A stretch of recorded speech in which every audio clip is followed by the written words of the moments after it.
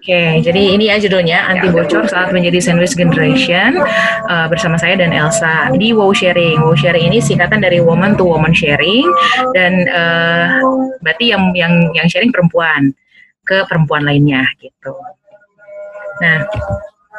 Nah, outline hari ini ada 4. Yang pertama adalah now.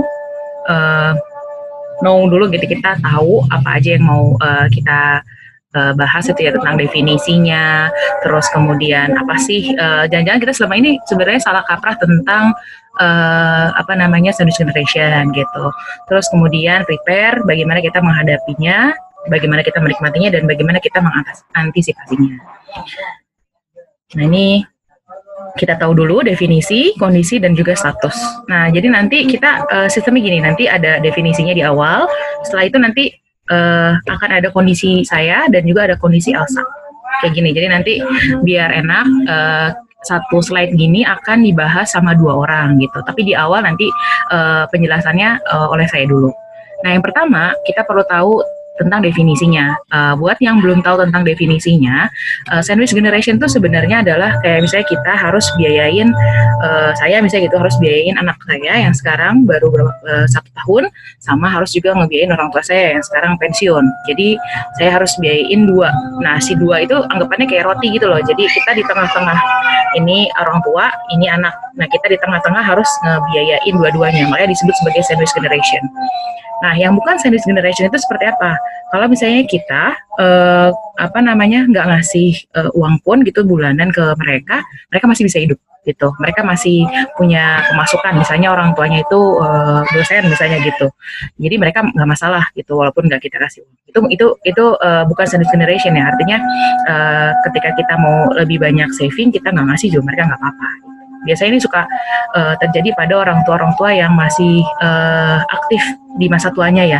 Biasanya dosen, guru, mungkin dia penerjemah yang masih aktif dan tidak terpatok oleh waktu umur pensiun biasanya gitu. Walaupun dosen juga ada umur pensiun, tapi kan kalau dosen agak lama ya, sekitar 75 apa berapa gitu.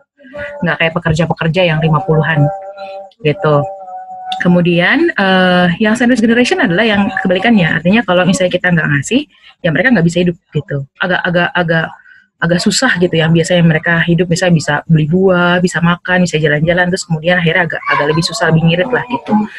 Nah kemudian itu the definition gitu. Jadi harapannya teman-teman udah paham tentang ini. Oh, gue itu ternyata bener loh sandwich generation. Oh, tapi kalau ternyata gue bukan sandwich generation, oke, berarti mungkin setelah ini infonya hanya sekedar just to know aja gitu. Oh, ini emang cuman informasi sekedar gitu. Tapi kalau misalnya ternyata memang beneran sandwich generation, berarti mungkin kamu harus pay attention lebih banyak gitu. Kemudian kondisi umum, the condition. The condition itu artinya kondisi umum. Coba cek kondisi dari diri kamu sendiri dan orang tua. Apa aja sih yang perlu dicek? Dari mulai cash flow bulanan, utang, tabungan dan investasi, gaya hidup, kemudian kondisi lainnya. Nah, ini bisa dilihat ya, kalau misalnya cash flow itu jelas kalau yang buruk kayak yang negatif gitu. Terus kalau utang itu maksudnya apa sih? Itu utang produktif, bukan konsumtif. Misalnya kayak gini, kalau hutang produktif itu artinya kalau kamu berhutang, kamu akan mengurangi biaya di tempat lain gitu. Misalnya gini, berhutang beli motor. Sorry. Oke. Misalnya berhutang beli motor. Nah, berhutang beli motor itu kita akan mengurangi biaya atau cost di tempat lain. Contohnya adalah biaya transportasi. Nah, itu termasuk hutang produktif. Tapi kalau hutang konsumtif, misalnya kamu beli sneakers baru, misalnya gitu. Apakah mengurangi biaya kamu jalan-jalan? Kan nggak juga, malah bisa jalan-jalan bisa gitu. Berarti itu masuknya hutang konsumtif ya. Nah, ini hutang yang lebih dari 30% atau kurang dari 30% ini masuknya adalah hutang produktif gitu. Syaratnya hutang produktif, bukan hutang konsumtif. Nah, kemudian yang ke berapa nih? Yang ketiga adalah tabungan dan investasi. Ini harusnya baiknya itu adalah lebih besar daripada 10% income bulanan. Artinya kalau income-nya 10 juta, harusnya dia katakan baik kalau lebih dari 1 juta atau 10% dari 10 juta. Termasuk juga tadi hutang berarti kurang dari 30%, kalau baik itu berarti ya kurang dari 3 juta kalau misalnya income-nya 10 juta per bulan. Terus gaya hidup itu kalau misalnya expense-nya lebih besar, berarti ya buruk gitu. Artinya kalau tiap bulan ya cash flow-nya negatif, itu tuh berarti buruk gaya hidupnya. Terus yang terakhir adalah kondisi lain, misalnya kondisi sulung, bungsu, kemudian adiknya ada yang masih sekolah atau enggak. Gitu. Ini contohnya ya. Nah sekarang kita langsung ke yang saya. Kondisi saya nih, kita nanti teman-teman bisa langsung praktek di rumah nih, buat kondisinya saya dan kondisinya parents, artinya orang tua saya seperti apa gitu. Nah kondisi saya ini semuanya baik gitu ya dari standar yang tadi ya. Nah kondisi orang tua saya ternyata kurang baik di sini, masih kurang karena sekarang mereka sudah nggak ada income lagi, justru malah mereka income yang sudah disimpan itu justru dipergunakan gitu. Jadi sekarang udah nggak ada income dan pakai tabungan gitu. Si yang biasanya misalnya tiap bulan dapat 10 juta misalnya dari gaji bulanan, terus bisa saving 1 juta, sekarang udah gak bisa saving lagi, makanya kurang daripada 10% ini. Dan si saving itu justru malah dipakai untuk menghidupi sekarang gitu. Karena kan udah nggak ada income lagi gitu. Itu untuk parents condition. Akhirnya saya bikin kesimpulan umum. Ini kesimpulan kondisi umumnya nih berdasarkan saya aja gitu. Teman-teman bisa bikin kesimpulan sendiri gitu. Kira-kira dari yang buruk ini harus kayak gimana sih? Kalau saya artinya perlu peningkatan di sini di tabungan dan investasi. Berarti harusnya dari mereka itu kalau mau tetap nabung, berarti dari saya ngasihnya lebih besar, atau uang pensiun mereka harus diinvestasikan supaya tetap ada tambahan gitu. Contohnya seperti itu, saya seperti itu. Kalau misalnya ternyata gaya hidupnya buruk, ya berarti perbaiki gaya hidup. Hutang lebih daripada 30% buruk, ya berarti perbaiki hutangnya gitu. Jadi ini sangat-sangat related sama hasilnya teman-teman ya. Kalau saya kan cuma gini doang, maka kesimpulannya seperti ini. Tapi kalau misalnya ternyata terkait sama ini tadi kondisi lain, ternyata saya bungsu dan juga saya punya adik yang masih sekolah gitu. Berarti dia agak susah nih ya untuk diperbaiki gitu. Mungkin bisa dalam artian bisa nanti kalau udah sekolahnya udah selesai, terus nanti dia bekerja, saya harus briefing gitu, mau ngasih berapa gitu. Saya kayak gitu. Nanti dijelasin penjelasan tentang ngobrol sama sibling itu seperti apa sama saudara. Nah sekarang ke Elsa, gimana Sa? Kalau aku agak beda kondisinya. Jadi aku sebagai anak bungsu yang punya satu kakak perempuan. Kakak sih sekarang masih single, bedanya 7 tahun sama aku. Jadi sekarang aku 26, dia 33 tahun dan masih single. Jadi untungnya sih dengan adanya kakak tuh memang sungguh ngebantu keluarga. Cuma kondisi aku sekarang, dulu aku sempat kerja sekitar hampir 3 tahun di Indonesia. Tapi sekarang aku lagi kuliah di luar negeri. Jadi aku sebenarnya nggak punya income dari kerja. Incomeku itu cuma dari uang beasiswa yang harus bisa aku atur sendiri. Dan dengan expense di sini yang jauh lebih mahal daripada di Indonesia. Jadi secara keseluruhan di sebelah kiri itu aku masih jeleknya adalah di tabungan atau investasi. Karena ya duit udah ngepres banget. Jadi boro-boro nabung, boro-boro invest dimanapun yang dulu mungkin aku masih bisa. Karena ya masih bisa ngatur expense lah kalau di Indonesia lebih gampang. Cuma untungnya yang lain sih masih bisa agak kuatur. Dan kalau untuk kondisi parent sendiri, nggak tahu ini mungkin mewakili keadaan teman-teman atau enggak. Cuma aku termasuk hidup di keluarga yang nggak terlalu terbuka sama anak-anaknya. Jadi orang tua tuh nggak terbuka, bahkan sama ke kakakku, bahkan sama aku sendiri. Jadi pas aku sendiri persiapan buat slide ini, sebenarnya aku nggak tahu mereka tuh punya cash flow-nya seperti apa, tabungannya mereka punya apa enggak, itu sebenarnya nggak punya sense seberapa banyak sih mereka punya gitu. Dan bahkan aku sempat nanya kakakku sendiri, dan dia juga kayaknya iya mungkin bener ya, tapi gue juga nggak tahu sih tabungan mereka berapa gitu. Jadi aku hidup di keluarga yang gen boomers yang nggak bisa setara dengan ngobrol secara dewasa untuk hal-hal sensitif kayak gini.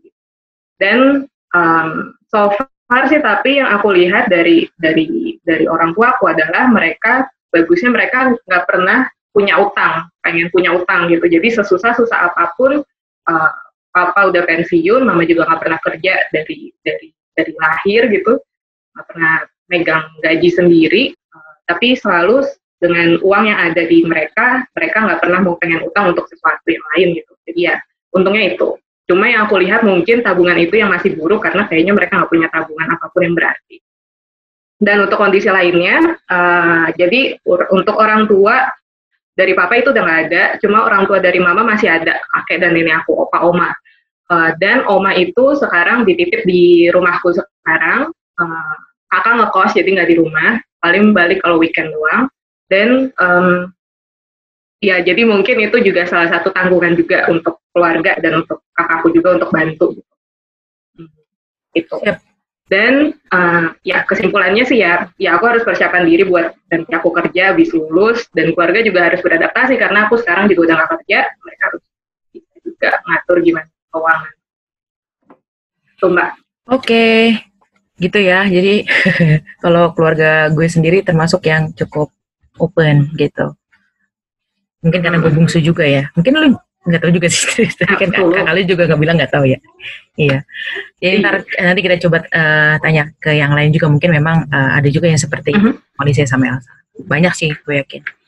Oke, lanjut ya. Nah, terus yang ketiga adalah kita harus tahu status kondisi kesehatan keuangan dari kita sama orang tua. Nah, ini adalah status yang bisa dijadikan rujukan. Artinya kalau misalnya ini baik, semuanya ya berarti keadaan kesehatannya baik. Yang pertama adalah dana darurat, 9-12 kali kebutuhan bulanan. Misalnya kalau teman-teman kebutuhan bulanannya sekitar 10 juta per bulan, itu di luar tabungan ya, benar-benar kebutuhan hidup, ngasih orang tua, sama cicilan, 3 itu. Jadi kalau misalnya kebutuhan hidup bulanan yang wajib ya kayak transport, kontrakan, pulsa, internet segala macam, itu kebutuhan bulanan ditambah sama ngasih orang tua, bayar zakat per puluhan dan segala macam, ditambah sama cicilan kalau punya cicilan. Nah 3 itu kalau dijumlah itu misalnya rata 10 juta, itu berarti dananya itu 99 kali 10 sampai 12 kali 10. 90 sampai 120 juta, emang rada gede sih memang. Tapi dana darurat ini penting sekali untuk keadaan-keadaan seperti kayak sekarang di pandemi. Ntar kalau misalnya lo di PHK, lo nggak punya kerjaan, terus misalnya kalau yang udah bersuami, suaminya di PHK, suaminya harus bekerja, cari beasiswa misalnya gitu, kuliah lagi. Nah itu pentingnya punya dana darurat. Nah kalau buruk itu artinya kurang dari 3 kali. Butuh ditingkatkan 3-9 kali, dan baik itu 9-12 kali. Kalau kenapa sebenarnya kan standarnya itu bisa dibagi jadi single, terus kemudian menikah tanpa anak dan menikah dengan anak gitu ya. Itu ada kriterianya. Single tuh harusnya 3-6. Menikah jadi Elsa itu kebutuhan dana daruratnya itu 3-6 kali doang. Beda sama saya nih, saya tuh kebutuhannya udah 9-12 kali karena saya sudah punya anak. Jadi beda standarnya. Cuman karena kita sandwich generation, bagusnya itu 9-12. Karena kan kita nanggung 2 keluarga gitu kan. Jadi better memang harus yang tingkat paling gede gitu. Kata financial planner nih. Katanya gitu. Nah, terus yang kedua adalah hutang. Tadi hutang sama tabungan tadi udah dibahas. Nah, yang keempat ini adalah dana proteksi. Dana proteksi itu apa sih? Dana proteksi itu yang dimaksudkan dengan dana proteksi adalah paling nggak punya asuransi jiwa sama asuransi kesehatan. Asuransi jiwa buat siapa? Kalau kita belum nikah ya buat diri kita sendiri. Karena kita yang tulang punggung kan, sekarang kita yang cari duit. Nah, terus kemudian asuransi kesehatan buat siapa? Itu buat seluruh anggota keluarga kita, anak kita, suami kita, orang tua kita, itu harusnya semua punya asuransi kesehatan. Nah, kalau buruk berarti kalau misalnya kamu nggak punya sama sekali. Butuh ditingkatkan kalau misalnya kamu ternyata cuma punya 1, asuransi jiwa aja atau asuransi kesehatan aja. Atau justru malah asuransi jiwanya kurang cocok. Harusnya itu buat kamu, tapi ternyata buat adik kamu misalnya gitu. Padahal adik kamu masih sekolah gitu kan. Jadi harus pinter banget kita baca polis asuransi jiwa. Jangan-jangan itu bukan atas nama kita. Padahal kita yang jadi tulang punggung, dan ada kalau kita kena COVID atau apa, kita meninggal, terus kan gak ada yang cari duit, ya kan? Gitu. Sementara polisnya atas nama adik kita masih hidup gitu kan, ya, duit asuransinya gak keluar dong, ya kan? Gitu. Terus baik kalau misalnya kita sudah punya dan sesuai dengan kebutuhan. Maksudnya kebutuhan yang tadi, berarti memang kita yang harusnya jadi tulang punggungnya, kita yang punya asuransi jiwa gitu. Nah, kondisinya kayak gimana? Tadi kalau saya semuanya oke, kecuali dana proteksi. Dana proteksi yang asuransi jiwa saya sudah punya, tapi belum bagus gitulah, belum sesuai kriteria. Harusnya itu suami dan saya sama-sama di cover, karena sekarang baru suami doang yang di cover dari kantornya. Nah, saya belum. Saya belum ada, makanya saya perlu, karena kerjaan saya juga termasuk yang cukup high risk. Kalau misalnya sering pergi-pergi ke luar kota gitu kan, naik pesawat, kalau misalnya jatuh pesawatnya gimana kan, jadi tetap harus ada punya asuransi jiwa buat diri saya sendiri gitu. Ini saya belum punya, jadi saya kondisi masih butuh ditingkatkan. Nah, kalau orang tua gimana? Tadi tabungannya juga kurang. Yang kedua adalah nggak punya asuransi jiwa. Tapi kan mereka udah nggak ada yang jadi tulang punggung keluarga kan, jadi paling buat saya doang gitu. Dan so far mereka cuma punya asuransi kesehatan biasa BPJS yang paling murah, malah itu juga kita covernya karena memang naikkan harganya, jadi kita pilih yang paling murah aja. Tapi nanti kalau misalnya emang ternyata butuh upgrade, misalnya kita bilang saya pengen kelas 2 bisa gak sih tempat tidurnya gitu, nah kita upgrade aja gitu, daripada di kelas 1 mau upgrade kemana gitu kan. Jadi mendingan kelas 3 nanti kalau misalnya memang butuh upgrade, kita upgrade gitu. Tuh kesimpulannya, saya perlu peningkatan asuransi jiwa untuk saya, dan asuransi kesehatan untuk orang tua, dan tadi perlu income tambahan buat mereka biar bisa nabung gitu. Sa, gimana Sa? Opini Sa?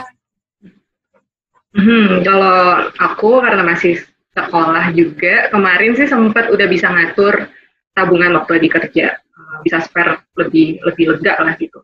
Cuma sekarang udah mulai turun, jadi itu agak merah sekarang. Dana darurat paling cuma bisa cover 3 bulanan lah.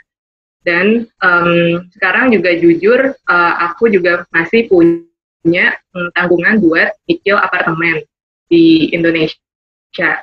Jadi itu juga salah satu yang bikin dana daruratku juga agak menipis. Dengan ya tabungan tadi aku juga udah bilang udah buruk karena masih 10% dari income bulanan, masih di bawahnya. Dan kalau untuk parents, dana darurat juga aku yakin mereka nggak punya sebanyak itu, sehingga masih buruk. Tapi karena utang tadi nggak dibiasain, jadi masih baik.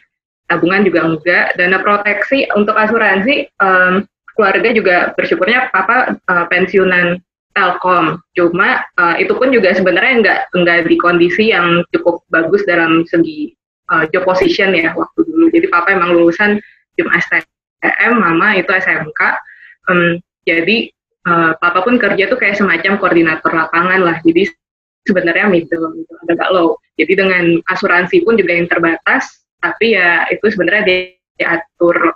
Jadi nggak cuma BPJS, tapi diatur langsung jaminan kesehatan Telkom.